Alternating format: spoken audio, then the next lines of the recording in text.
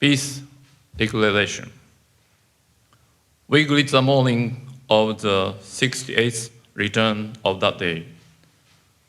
At 8:15 a.m., August 6, 1945, a single atomic bomb killed an entire family. I quote, "The baby boy was safely born." Just as the family was celebrating, the atomic bomb exploded, showing no mercy. It took all the joy and the hope along with new life. End quote. Our little boy managed somehow to survive, but the atomic bomb took his entire family. This A-bomb orphan lived through hardship, isolation, and illness, but was never able to have a family of his own. Today, he is a lonely old hibachi. "I've never once been glad I survived," he says, looking back. After all these years of terrible suffering, the deep hurt remains. A woman who experienced a bombing at the age of 8 months after a story suffered discrimination and prejudice. She did manage to marry, but a month later, her mother-in-law, who had been so kind at first, landed her A-bomb survivor's handbook. "You are hibachi," she said. "We don't need a bomb bride. Get out now." And with that, I was divorced. At the time, fear of radiation elicited ugliness and cruelty.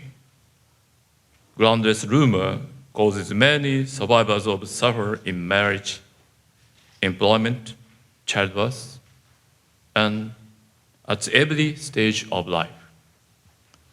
Indiscriminately stealing the lives of innocent people, permanently altering the lives of survivors, and stalking their minds and bodies to the end of their days. The atomic bomb is the ultimate inhumane weapon and absolute evil. The hibachi, who know the hell of the atomic bombing, have continuously fought that evil. Under harsh, painful circumstances, the hibachi have struggled with anger, hatred, grief, and other agonizing emotions, suffering with after effects over and over. They cried, "I want to be healthy. Can't they just lead a normal life?" But precisely because they had suffered such tragedy themselves, they came to believe that no one else should ever have to experience this cruelty.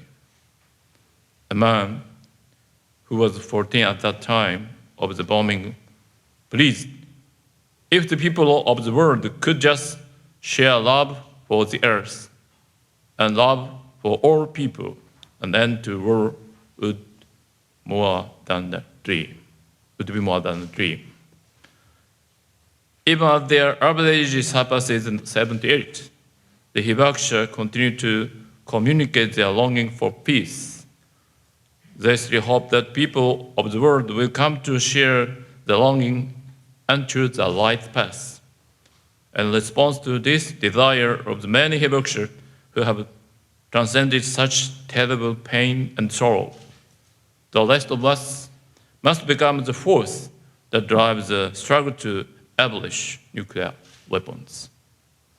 To that end, the city of Hiroshima and the more than 5,700 cities that comprise the mayors for peace, in collaboration with the UN and like-minded NGOs, seek to abolish nuclear weapons by 2020 and throw our full weight behind the early achievement of the Nuclear Weapons Convention.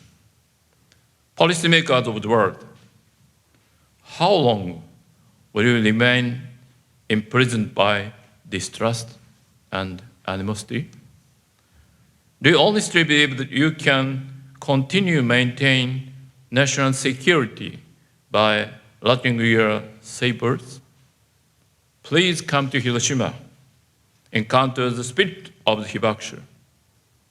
Look square at the future of the human family without being trapped in the past, and make the decision to shift to a system of security based on trust and dialogue. Hiroshima is a place that embodies the grand pacifism of the Japanese Constitution. At the same time, it points to the path the human family must walk.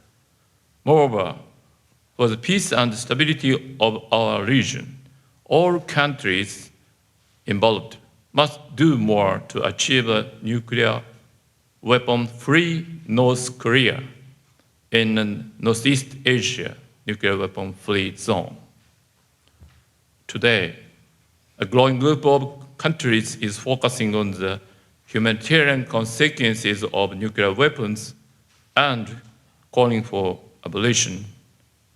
President Obama has demonstrated his commitment to nuclear disarmament by inviting Russia to start negotiation for the reductions.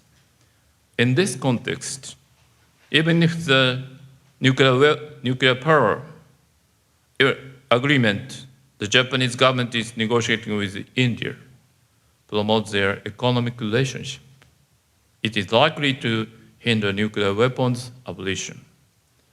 Hiroshima called on the Japanese government to strengthen ties with the government pursuing abolition. At the ministerial meeting of the Non-Proliferation and Disarmament Initiative next spring in Hiroshima, we hope Japan will lead the way towards a stronger NPT regime. And as the hibakusha in Japan and overseas advance in age, we reiterate our demand for improved measures appropriate to their needs. As well, we demand measures for those exposed to the Black Lane and an expansion of the Black Lane area. This summer, Eastern Japan is still suffering the aftermath of the Great Earthquake and the nuclear accident. The desperate struggle to recover hometown continues. The people of Hiroshima know well the ordeal of recovery. We extend our heart to all those affected and will continue to offer our support.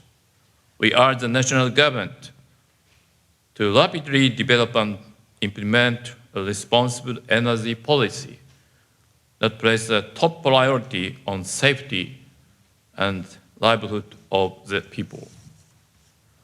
Recalling once again the trial of our predecessors through these 68 years, we offer heartfelt consolation to the soul of the atomic bomb victims by pledging to do everything in our power to eliminate the absolute evil of nuclear weapons and achieve a peaceful world.